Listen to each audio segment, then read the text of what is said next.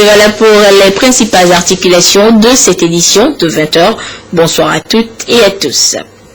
Le ministre des Infrastructures et des Transports poursuit sa tournée d'inspection des infrastructures en construction ou en rénovation dans notre pays. Nissa Ognonfam était sur la route des montagnes dans la Kosa. Cette route qui relie Koumé à Lassa et Somdina en passant par Pia et Tchare est en construction depuis 2 ans déjà. Des travaux qui peinent à avancer pour cause de plusieurs difficultés constatées par le ministre. Le compte rendu avec Nestor. Bonjour. Construction de la route des montagnes, Kouméa, Pia, Tchare, Sundina, Lassa et les tronçons connexes ont été lancés le 4 février 2014. Le délai d'exécution est presque entièrement consommé, or les travaux n'ont avancé que de 40%. Le groupe d'entreprises Adéotis Centro, chargé d'exécuter le chantier, évoque plusieurs raisons dans le retard accusé. Nous avons eu à faire face au déplacement du réseau, c'est-à-dire de la CET, de la TDE. Nous sommes aussi confrontés actuellement au déplacement des gens qui occupent l'emprise de la route. Et la commission intermissionnaire passée, ils ont fait la négociation, mais ils n'ont pas encore payé. Et les gens attendent d'être payés avant de se déplacer. Au même moment, il y a les fétiches, les cimetières, tout ça là qui encombre la route et qu'ils attendent toujours les dédommagements pour faire les cérémonies et nous permettre de traverser ces fétiches. On a certains ouvrages liés à l'eau et aussi des cimetières qui doivent être dégagés. Et le problème qu'on a actuellement, c'est que dans certains cimetières, comme on n'a pas encore réglé, on voit que les gens continuent à enterrer. Et donc, c'est tout ça là, c'est des choses qui jouent sur le délai d'exécution, ce qui fait que jusqu'alors, on est encore dans cette situation. Au-delà de ces problèmes, la contrainte majeure réside dans la nature montagneuse du terrain. Le ministre des Infrastructures et des Transports s'en est aperçu au cours de sa visite du chantier. Nous avons traversé une zone où il faut faire des déblais sur près d'1 kilomètre. Ce n'est pas facile, puisque ce qui existait comme route, c'était en fait une piste d'à peine 6 mètres qui existait.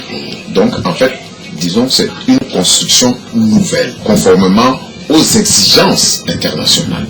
Donc, ce sont des difficultés qui font que les travaux traînent. Cette visite nous permet de recadrer au retour le projet.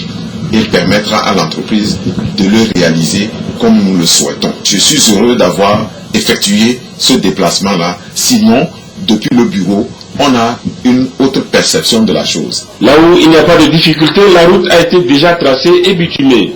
Au bas de la montagne, la chaussée a une largeur de 9 mètres avec un accotement de 2 mètres de part et d'autre. Sur la montagne, la voie sera de 7 mètres 20 de largeur pour un accotement de 1 mètre 50 de part et d'autre.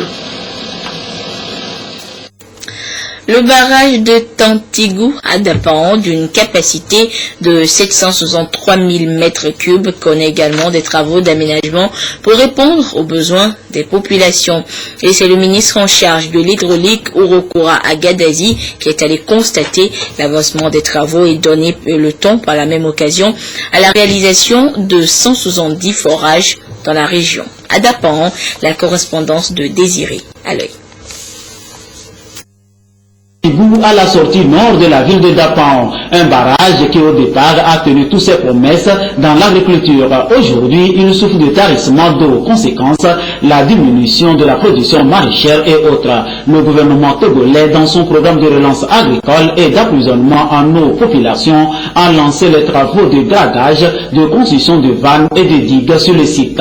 La réalisation des digues achevée, une visite de chantier du ministre Urokura Agadazi de l'agriculture, de l'élevage et de l'hydraulique. Un tour du ministre qui rassure les populations. Depuis des années, ce barrage nous a beaucoup aidé. Ceci nous a permis de faire des constructions nous-mêmes. Ceci nous a permis de s'acheter des motos.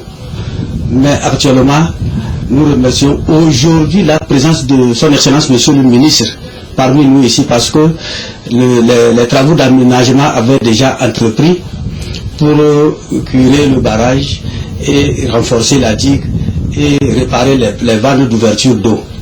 Mais aujourd'hui, le ministre est venu constater l'avancement des activités Et nous sommes très contents parce que le ministre a pris en compte nos doléances. C'est une retenue d'eau d'une capacité de 763 000 m3 où les alevins seront introduits très prochainement. Un envasement du site qui va nécessiter un travail d'aménagement de 3 mois exécuté par la société EDF Formation Ouvrière pour donner espoir aux producteurs qui exploitent 71 hectares. Mais aujourd'hui, nous connaissons malheureusement un envasement du site et qui réduit le potentiel du barrage. Donc on est venu échanger avec l'entreprise qui a été désignée, c'est l'attributeur du marché de réhabilitation de ce barrage. Donc il est question d'encourager l'entreprise à vite réaliser les travaux qui sont encore pendants. Je voudrais parler de l'installation de la passerelle et de la mise en place de la vanne qui permettra de relier les eaux qui sont en amont à l'aval qui est exploité. Donc il est question de mettre en place des équipes pour soutenir les actions que mènent les paysans sur ce site. Cette visite achevée, un tour à Badoré, côté est de la ville de Dapaon. Ici, on parle de l'eau aussi. Avec l'appui de l'Union européenne et l'AFD, l'eau de boisson jaillit désormais dans le quartier après 2 tentatives vaines. Une visite symbolique du ministre pour lancer le projet de 170 forages à réaliser, 166 à réhabiliter avec la construction de latrines dans les écoles dans la région des Savanes. Ce forage d'un débit de 9 m3 d'eau par heure sera très prochainement une mini-adduction d'eau pour les riverains selon le ministre Agadazi.